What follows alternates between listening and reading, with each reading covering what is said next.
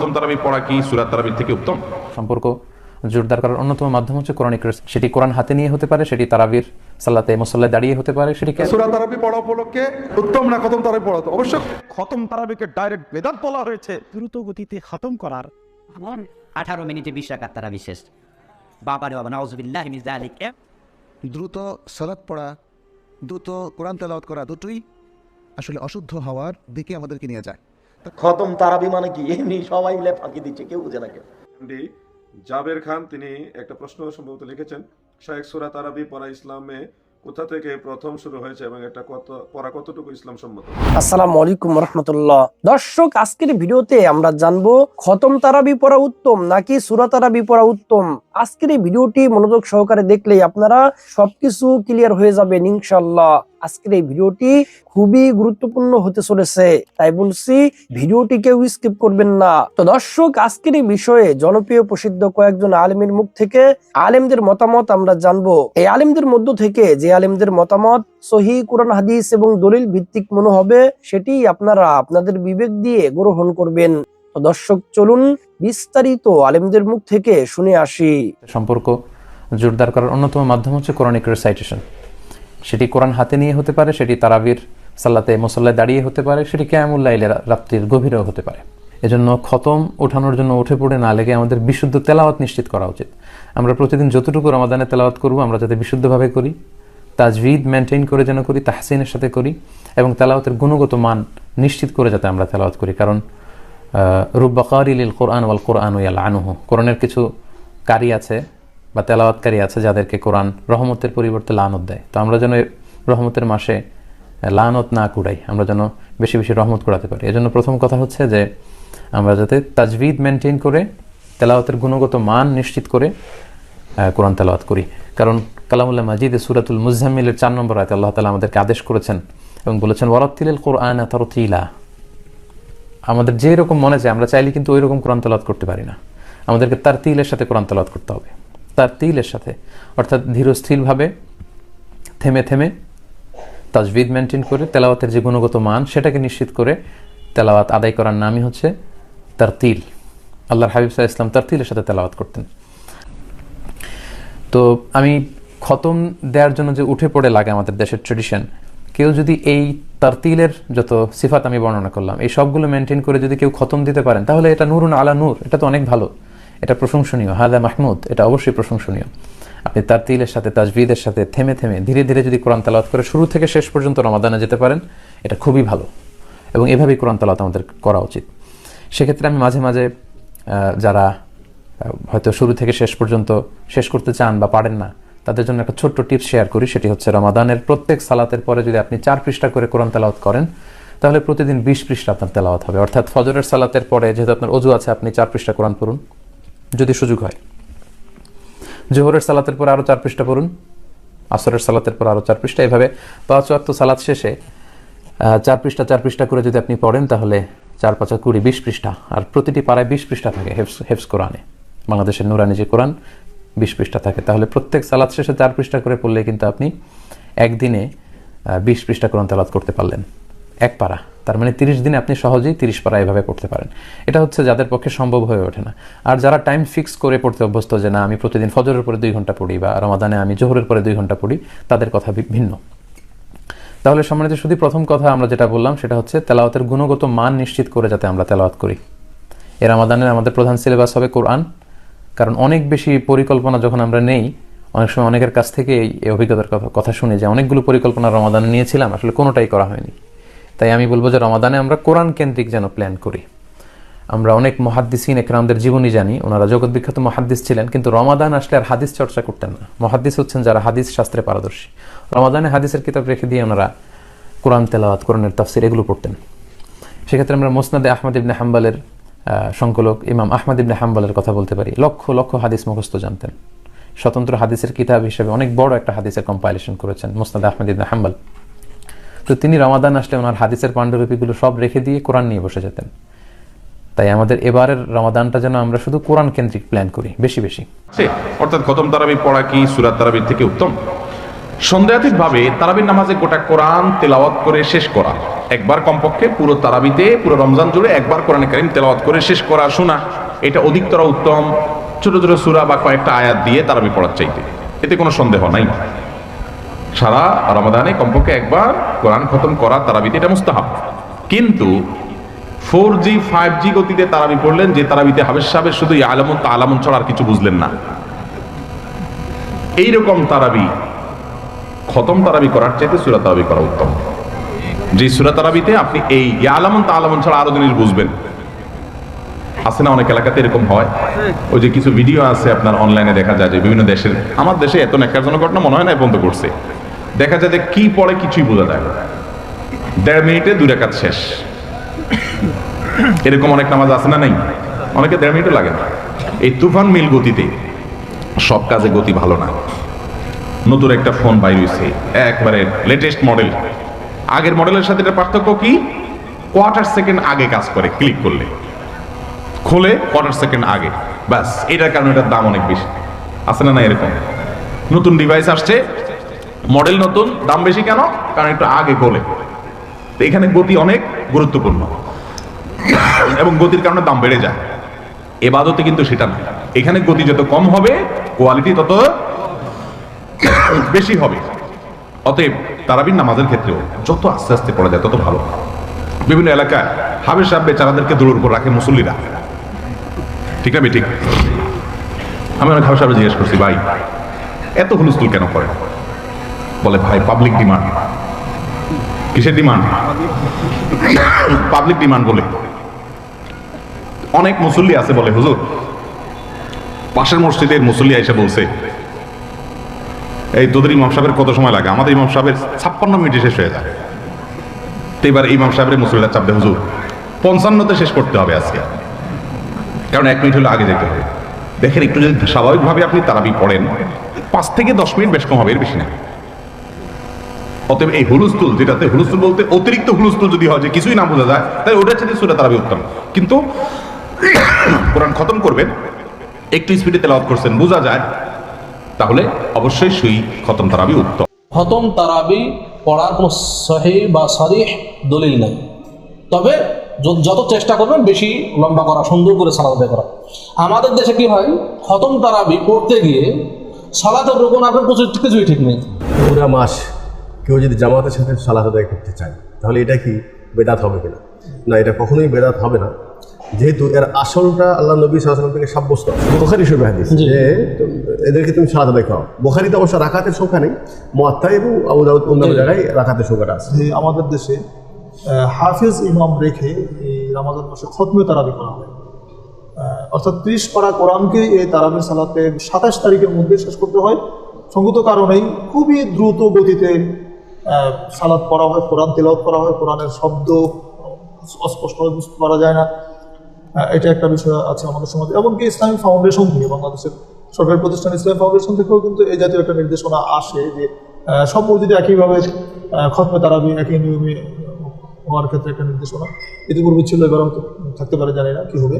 তো এই বিষয়ে খতমে তারাবি পড়া কেউ কেউ সুন্নাত বলেছেন এটা। তো খতমে তারাবি পড়াটা কি সুন্নাত? খতমে তারাবির বিষয়টা আসলে কি? আমরা রাসূল করিম সাল্লাল্লাহু আলাইহি ওয়াসাল্লাম থেকে, সাহাবায়ে কেরাম থেকে এই মর্মে কোনো নির্দেশনা কি আছে? এই বিষয়টা আপনি আমাদের সাথে বলুন। জাযাকুমুল্লাহ খাইরান। আসলে রাসূল সাল্লাল্লাহু আলাইহি ওয়াসাল্লামের জামানা বলেন, সাহাবায়ে কেরামের জামানা, তাবেঈনের জামানা, এই খতম তারাবি পড়া কোনো নিয়ম ছিল না। তো কোরআন তেলাওয়াত করা অবশ্যই ভালো কাজ। কোরআন তেলাওয়াত করলে প্রত্যেক হরফের বিনিময়ে 10 নেকি।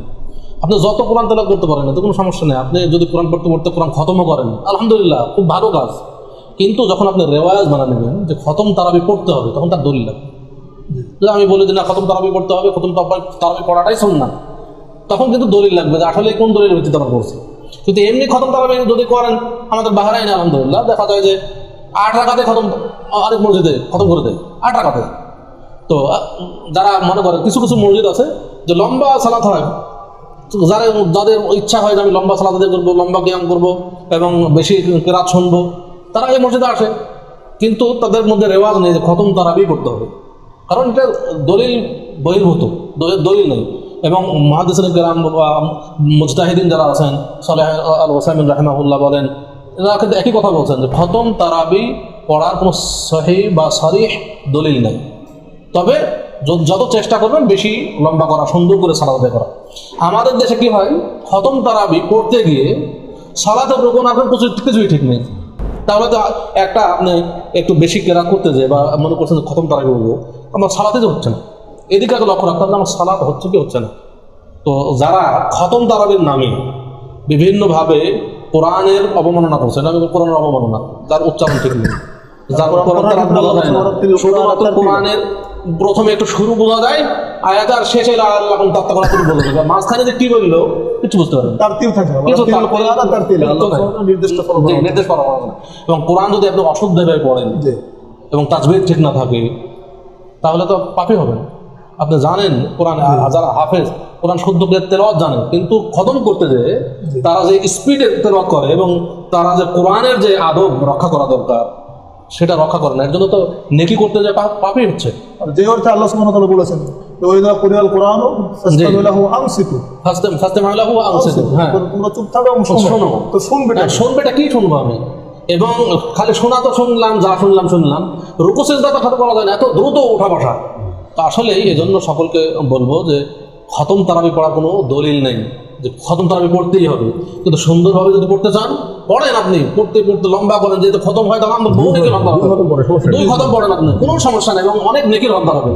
খতম করেন, খতম করার মতো করেন, সেটাই তাহলে আপনার ঠিক আছে। কথা হচ্ছে খতমের কোনো বিধান ওইভাবে নেই, করতে চাইলে যদি তার তীরের সাথে পড়ে কোরআন সম্পূর্ণ একবার কোনো 2 বার করতে পারে। রাসূল করিম সাল্লাল্লাহু আলাইহি ওয়াসাল্লাম মসজিদে সূরা তারাবি পড়া উপলক্ষে উত্তম না খতম তারাবি পড়া? তো অবশ্যই খতম তারাবি পড়া। মসজিদের তারাবি তো খতমের কারণেই হয়েছে, মসজিদে খতম তারাবি পড়া উত্তম, তবে সেই খতমটা খুন করার খতম না, সেই খতমটা দীর্ঘ করে সুন্দর সহি তেলাওয়াত অন্তত 1-1.5 ঘন্টা ভরে যদি এক পারা পড়া হয় তাহলেই উত্তম, আর নাইলে সূরা পড়াই ভালো। যদি কোনো মসজিদে ভালো হাফেজ পেয়ে যান আর গোটা খতম করে তো ভালো কথা, আর যদি খতম না করে সেটাও সুন্নাত। একবারে কোরআন শুরু থেকে শেষ পর্যন্ত খতম করে নবী সাল্লাল্লাহু আলাইহি ওয়াসাল্লাম সাহাবীরা তারাই পড়েছেন, এরও কোনো প্রমাণ পাওয়া যায় না। তবে সাহাবায়ে কেরাম তাবেঈনদের যুগে যারা ভালো হাফেজ ছিল, যেমন উবাই বিন কাব, তামিম দারি, এরা ভালো হাফেজ ভালো কারি ছিল, তাদের ইমামতিতে তারাই পড়ানো হইতো। সুতরাং যদি কোনো জায়গায় খতম করানো হয় সেটাও ভালো, কিন্তু বেশি খতম না, যেই খতমে নিজেও বুঝে না যে কি পড়লাম, আর যারা মুক্তদি তারা শুনে বুঝতে পারে না যে কোন আয়াত পড়া হয়েছে, বুঝতে পারে, এত এক্সপ্রেস পড়া হয়, এই পড়া আল্লাহ কবুল করবেন না। ওরা তেলিল কোরআন তার তেলা ঠান্ডা মেজাজে ধীরে ধীরে স্থিরতার সাথে তেলাওয়াত করতে হবে। জি, হক আদায় করি। পরবর্তী প্রশ্ন হচ্ছে, মক্কা মদিনায় কি বাংলাদেশের মতো খতম তারাবি পড়ানো হয়? দয়া করে জানাবেন। জি, মক্কা মদিনায় বাংলাদেশের মতো খতম তারাবি পড়ানো হয়, খতম তারাবি পড়ানো হয়। সেটা হয় 10 টাকাতে হোক, কোথাও 10 টাকাতে হয়, কোথাও 20 টাকাতে হয়, কোথাও 10 টাকাতে, কোথাও 20 টাকাতে হয়। এবারে যেহেতু করোনার কারণে 10 টাকাতে হয়েছে, আগে 20 টাকাতে, আবার যদি অবস্থা ভালো হয়েছে আবার হয়তো 20 টাকাতেই পড়বে। তো আপনি এই জন্য খতম তারাবি হয় না তা নয়, খতম তারাবি দোষের কিছু নয়, এর মাধ্যমে কোরআন কারীমকে পরিপূর্ণভাবে পড়া হয়, এর মাধ্যমে তেলাওয়াত হয়, এটা করাটা উত্তম। এটা আমাদের যুগ যুগ ধরে আলেমরা করে আসছে। যারা মনে করে যে খতম তারাবি পড়াটা বেদাত, তারা সঠিক কথাটি বলে না, তারা সঠিক কথা নয়। খতম তারাবি পড়াটা জায়েজ এবং এতে কোনো সমস্যা নেই। তবে এর অতিরিক্ত কোনো ফজিলত হাদিসে কোথাও বর্ণিত হয়নি, কিন্তু সাহাবায়ে কেরামের আমল ছিল এটা। উবাই ইবনে কাব রাদিয়াল্লাহু আনহু, তিনি ওমর রাদিয়াল্লাহু আনহুর সময় তিনি পুরো কোরআন পড়তেন, এবং সাহাবায়ে কেরাম পুরো কোরআন পড়তেন, কেউ পুরো তাহাজ্জুদে পুরো কোরআন খতম করতেন, স্পষ্ট আছে। কিন্তু কোরআন খতম করা, পুরোপুরি পড়া, এটা একটা ভালো কাজ, এতে কোনো সমস্যা নেই, এটা করা যেতে পারে। এটা বেদাতের কোনো অন্তর্ভুক্ত নয়। যারা বলে বেদাত তারা নিজেরাই একটা বেদাত করেছে। এটা আমি যে হাফেজ হয়ে পড়তে পারলে, আরে হাফেজও পড়তে পারো না, এমনি কোথা থেকে কোথায় চলে গেছে। আগে বলে দিয়েছি, কেউ যেন লোকমা দিও না গো। খতম তারাবি মানে কি, এমনি সবাই মিলে ফাঁকি দিচ্ছে, কেউ বুঝে না। কেউ 20 রাকাত 10 রাকাত মানে যখন হয়েছে তখন বলছে আল্লাহর সঙ্গে আরো 10 রাকাত আছে। এটা ইবাদত নয়, এটা ইবাদত নয়। আর পিছনে যারা আছে তারা কেউ লোকমা দেয় না, তার মানে লোকমা দিলে তো এত ভুল হচ্ছে, টাকা দিবে না তো। যারা টাকা দিচ্ছে তাদের তো, ওরা তো সচেতন মানুষ, ওরা তো মাস্টার মানুষ বা ব্যবসায়ী মানুষ, ওরা চোখ দেখলে বুঝতে পারে 19-20 ঘটনা কি, তখন অন্ধ হয়ে চলছে, যেখানে পড়ছে। মাসের শেষে বললে যে খতম তারাবি হয়ে গেছে। 30 পারা কোরআন, 30 পারা কোরআন অত সহজই নয়। যার জন্য আল্লাহ রাসূল একটা সহজ পথ বলেছেন, না সূরা ইখলাস 3 বার পড়ে নাও, দিয়ে কোরআন মাজিদ পড়ার সময় নাকি নিয়ে নাও।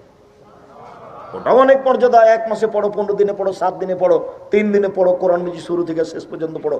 অনেক ভালো সূরা বাকারা পড়ো, আলে ইমরান পড়ো, অনেক ভালো সূরা বাকারা আর সূরা আলে ইমরান তোমার পক্ষে বিচারের মাঠে আল্লাহর মুখোমুখি এমন কঠিন ভাবে লড়ে যাবে, তর্ক বিতর্ক লাগিয়ে দিয়ে সূরা বাকারা আপনার পক্ষে আগে তাকে জান্নাতে দিতে হবে, তারপরে কথা।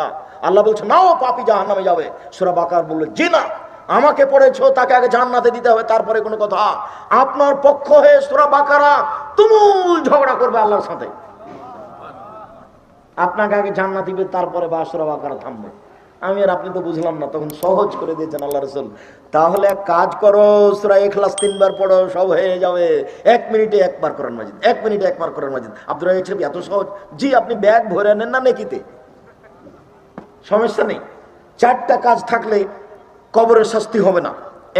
1, সূরা মুলক ঘুমানোর সময় পড়লে কবরের শাস্তি হবে না। 2, জুমার দিনে মারা গেলে কবরের শাস্তি হবে না। 3, পেট ব্যথায় মারা গেলে কবরের শাস্তি হবে না। 4, শহীদ হলে কবরের শাস্তি হবে না। শেষের 3টা কঠিন, 1 নাম্বারটা সহজ। বুক অব সালাহ, হাদিস নম্বর 757। একবার আমাদের নবী মসজিদের ভেতরে গেলেন, আরেক লোক নবীকে অনুসরণ করলো। তারপর নামাজ পড়া শেষ হলে সেই লোক নবীকে সালাম দিল, আসসালামু আলাইকুম।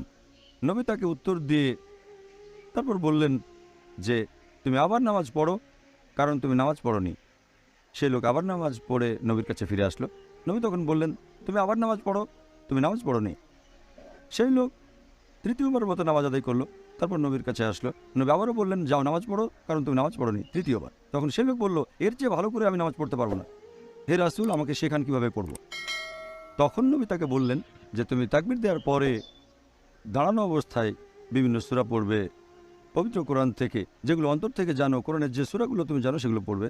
তারপর তুমি রুকু করবে এবং রুকুতে গিয়ে প্রথমে তুমি সুস্থির হবে, তারপর বলবে সকল প্রশংসা আল্লাহর সুবহান রাব্বিয়াল আযীম, যতক্ষণ না সোজা দাঁড়িয়ে সুস্থির হও। তারপর তুমি সেজদায় যাবে শান্তভাবে, যতক্ষণ না সুস্থির হও। তারপর বলবে সুবহান রাব্বিয়াল আলা, সকল প্রশংসা আল্লাহর যিনি সবার উপরে, 3 বার। তারপর তুমি উঠে বসবে যতক্ষণ না সুস্থির হও, আর এভাবে নামাজ পড়ে যাও। তার মানে এই পজিশনগুলো, রুকু, তারপর সেজদা, তারপর রুকু থেকে যখন উঠবেন আর 2 সেজদার মাঝখানে আপনি থাকবেন সুস্থির হয়ে। তাড়াতাড়ি করে ওঠা বসা করতে পারবেন না। যদি এমন করেন ধরে নেওয়া হবে আপনার নামাজ কবুল হয়নি, যেন আপনি নামাজই পড়েননি। তাহলে যদি তাড়াতাড়ি করে তারাবির নামাজ পড়েন, রুকু সেজদা বা খুব তাড়াতাড়ি ধরে নেওয়া হবে আপনি নামাজ পড়েননি। তবে সবচেয়ে ভালো যদি ধীরে ধীরে পড়েন, শান্তভাবে। যদি মনে করেন 20 রাকাত পড়তে আপনি পারবেন না, তাহলে 8 রাকাত পড়েন, তবে সেটা শান্তভাবে সুস্থির হয়ে আর ধীরে ধীরে পড়বেন। এমন কোনো হাদিস নেই যেখানে নবী বলেছেন অথবা কোনো সাহাবী যে এই সময় কোরআন খতম দেওয়াটা আবশ্যিক। এটা করলে ভালো, এটা মুস্তাহাব, করলে ভালো, কারণ রমজান মাসে যত বেশি কোরআন পড়বেন সেটা আপনার জন্য অনেক ভালো। আর অনেকে হয়তো বাসায় কোরআন পড়ে না, তাই অন্তত রমজান মাসে কিয়ামুল লাইলের সময় লোকজন কোরআনের আয়াতগুলো শুনতে পারে, এটা করতে পারলে ভালো, তবে ফরজ না। আর কিয়ামুল লাইলের সময় কোরআন পড়া হলে মুত্তাকিদের জন্য, মুসল্লিদের জন্য সেটা শোনাটা আবশ্যিক, কিন্তু এটা আবশ্যিক না যে আপনাকে কোরআন খতম দিতেই হবে। জাবের খান তিনি একটা প্রশ্ন সম্ভবত লিখেছেন, শায়েখ সূরা তারাবি পড়া ইসলামে কোথা থেকে প্রথম শুরু হয়েছে এবং এটা পড়া কতটুকু ইসলাম সম্মত? সূরা তারাবি বলতে সম্পূর্ণ কোরআন ধারাবাহিক খতম না করে এমনিতেই ছোট বড় অন্যান্য সূরা দিয়ে তারাবি সালাত পড়াটা, এটা ইসলামের প্রথম আমল। আমরা যতটুকু জানি যে রাসূল সাল্লাল্লাহু আলাইহি সাল্লাম সম্পূর্ণ কোরআন নাজিল হওয়ার আগ পর্যন্ত যতবার তারাবি সালাত পড়েছেন ততবারই তো এটা সূরা তারাবির অন্তর্ভুক্ত হবে, কারণ তখনও তো কোরআনুল কারীম টোটাল নাজিল হওয়া কমপ্লিট হয়নি।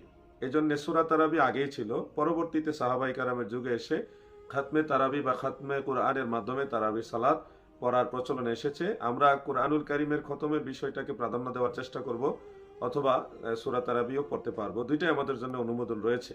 অবস্থা ভেদে আপনারা এটা আমল করবেন। যেহেতু মাহে রমাদান হলো কোরআনুল কারীম নাজিলের মাস, শাহরু রমাদান আল্লাযী উনজিলা ফীহিল কুরআন, তো এই জন্যে কোরআন নাজিলের মাস হিসেবে মাহে রমাদান আমরা কোরআন তেলাওয়াতের মাধ্যমে খাতমে কোরআনের মাধ্যমে যে তারাবি হয় সেটাকে আমরা প্রাধান্য দেওয়ার চেষ্টা করব। ধন্যবাদ আপনাকে। তো সম্মানিত দর্শক শ্রোতা, আশা করি সম্পূর্ণ ভিডিওটি দেখেছেন এবং সবকিছু বুঝতে পেরেছেন। এই আলেমদের মধ্য থেকে যে আলেমদের মতামত সহিহ কুরআন হাদিস এবং দলিল ভিত্তিক মনে হবে সেটি আপনারা আপনাদের বিবেক দিয়ে গ্রহণ করবেন। তো দর্শক, কোন কোন আলেমের মতামত আপনাদের কাছে সহিহ কুরআন হাদিস এবং দলিল ভিত্তিক মনে হয়েছে আপনাদের মন্তব্য অবশ্যই কমেন্ট সেকশনে জানিয়ে দিবেন। তো আজকের এই ভিডিওটি এ পর্যন্তই। আজকের এই ভিডিওটি ভালো লাগলে লাইক এবং শেয়ার করে দিন। আর হ্যাঁ, নিত্য নতুন ইসলামিক ভিডিও পেতে চ্যানেলটি সাবস্ক্রাইব করতে ভুলবেন না। দেখা হবে নতুন ভিডিওতে। ততক্ষণ ভালো থাকুন, সুস্থ থাকুন। ফি আমানিল্লাহ।